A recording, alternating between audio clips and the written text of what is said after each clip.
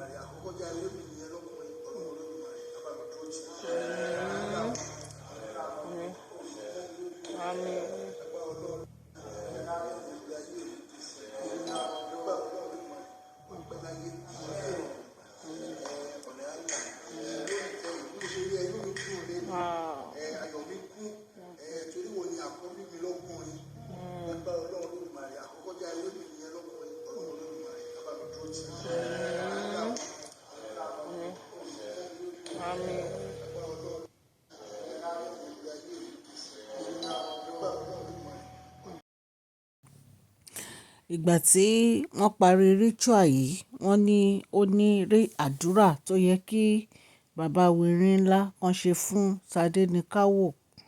Bàbá wa Erin ńlá gbọ́wọ́ sí àṣẹ. Wọ́n fi ọwọ́ ba ọ̀pá àṣẹ. Wọ́n fi sí ẹnu. Wọ́n dẹ̀ fi sí orí Tadenikawo. Àṣẹ ìmùlẹ̀, àṣẹ bàbá sí ọmọ. Ó ní bàbá wa Erin ńlá ṣe fún Tadenikawo nítorí pé Tadenikawo ni àkọ́bí ọkùnrin bàbá wa Erin ńlá. Ìtorí ẹ̀ ni bàbá wa Erin ńlá fi ṣe àṣẹ yìí fún Tadenikawo. Ọlọ́run Elédùmarè ọba aláàánú ó máa tẹ́wọ́ gba àdúrà wọn ní agbára Ọlọ́run. Ọlọ́run tí ẹ ti tẹ́wọ́ gba àdúrà nítorí pé gbogbo nǹkan tó yẹ kí queen wa ṣe pátápátá, gbogbo ẹ̀ ni a gbọ́ wípé wọ́n ti ṣe. Àwa mọ bí wọ́n ṣe fẹ́ gbé ìgbésẹ̀ wọn lórí láti dúró sí inú ààfin àbí wọ́n máa wá, wọ́n máa lọ ni. Ṣùgbọ́n a dúpẹ́ lọ́wọ́ Ọlọ́run nítorí pé gbogbo nǹkan tí a gbọ́ kì í ṣe kékeré. Ẹ̀yin èèyàn lé, wọ́n ní àṣírí àǹtí wa tú o. Wọ́n ní kó tó di pé wọ́n ṣe ìkágbá ritual yẹn pé àwọn nǹkan kan wà tó ṣe. Wọ́n ní ṣùgbọ́n àṣírí àǹtí wa tú. Ṣùgbọ́n kì í ṣe nǹkan tí mo lè sọ lórí social media nítorí pé bí a ṣe gbọ́ nìyẹn. Wọ́n láṣìírí tú. Ẹ mọ̀ pé gbogbo àwọn èèyàn tó jẹ́ pé wọ́n jẹ́ bí síà ni wọ́n ti sọ fún bàbá wa Erin ńlá pé kán má jà, kán má bá àǹtí wa jà. Màmá wa Esther Ajayi sọ, ìyá onífá sọ pé ìjà kọ́ ni ó kan kábíyèsí kù. Nǹkan tó kàn wọ́n kù ó ní sùúrù. Wípé gbogbo ibi tí àǹtí wa bá fẹ́ lọ kí wọ́n jẹ́ kó lọ. Recently la rí wọn tí wọ́n lọ sí ibi ayẹyẹ kan tí wọ́n ṣe ní ọjọ́ Saturday. Mi ò ní dárúkọ. So wọ́n náà lọ síbẹ̀. wọ́n ní bàbá wa Erin ńlá gba ọ̀pá àṣẹ tẹ̀lé wọn pé kán lọ ṣe ojúṣe àwọn ń bẹ̀. Ẹ̀yin èèyàn lé wọ́n ní gbogbo ibi tán bá fẹ́ lọ kí bàbá wa Erin ńlá máa yọ̀ǹda wọn láti lọ nítorí pé bàbá wa Erin ló divorce wọn o, ìyàwó wọn ṣì ni wọ́n. So wọ́n láṣẹ láti tẹ̀lé wọn lọ síbi ibi tán bá fẹ́ lọ. Ṣùgbọ́n wọ́n ní kí bàbá wa Erin ńlá má jà o. Wọ́n nítorí pé tí bàbá wa Erin ńlá bá jà báyìí pé nǹkan tí àwọn ọ̀tá ń wá kí wọ́n má lè rí. Ṣùgbọ́n ẹ jẹ́ ká máa dúpẹ́ lọ́wọ́ Ọlọ́run pé Ọlọ́run Elédùmarè ó gbàkóso. Tí a bá tún gbọ́ bí queen wa ṣe fẹ́ wá, a máa jẹ́ kí ẹ gbọ́ wọ inú ààfin torí anytime náà lè wá, anytime ni wọ́n lè yọjú sí inú ààfin.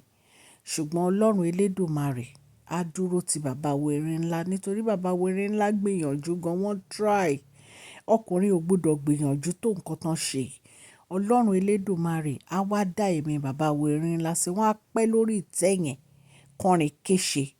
Nítorí pé ṣé ẹ mọ̀ pé queen wa jẹ́ èèyàn kan tó yẹ pé wọn ò fẹ́ wàhálà. So mi ò mọ̀ bóyá wọ́n á lè gbé ibẹ̀ yẹn. Ó lè jẹ́ pé wọ́n máa lọ, wọ́n máa bọ̀ ni. Ṣùgbọ́n ní agbára Ọlọ́run, ìfẹ́ tó wà láàárín àwọn méjèèjì kò ní bàjẹ́, kò ní tí. Lẹ́yìn èyí tí wọ́n ṣe ritual àwọn tọ́ ìbẹ́ta ni Ọlọ́run máa fi sáàárín àwọn àti bàbá wa Erin ńlá. Wọ́n á bí obìnrin àtọkùnrin. Ìmí wọ́n á bí fún bàbá wa Erin ńlá ní àṣẹ Ọlọ́run. Àdúrà ni mo wá ṣe lénìí. Mo gbàdúrà fún Queen Naomi. Today is December 1st o, oṣù tuntun nínú oṣù December. Ọlọ́run Elédùmarè á bá mi gbọ́wọ́ lé yín.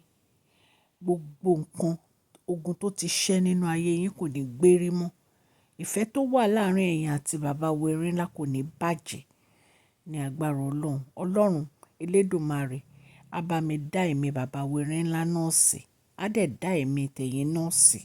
Àsìkò tẹ́ ẹ parí gbogbo àwọn ritual yín yìí, nǹkan rere ló máa ṣẹlẹ̀ nínú ayé yín o. Ìgbéga, ẹ ní fi àìsàn, ẹ ní fi lògbà. Ọlọ́run á dẹ̀mí yín sí. Ọlọ́run á ṣàánú fún yín.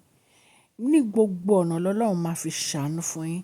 Tadenikawo, Ọlọ́run á bá wa wò, Ọlọ́run á wò ní agbára Ọlọ́run á dàgbà nínú ìmọ̀ Ọlọ́run.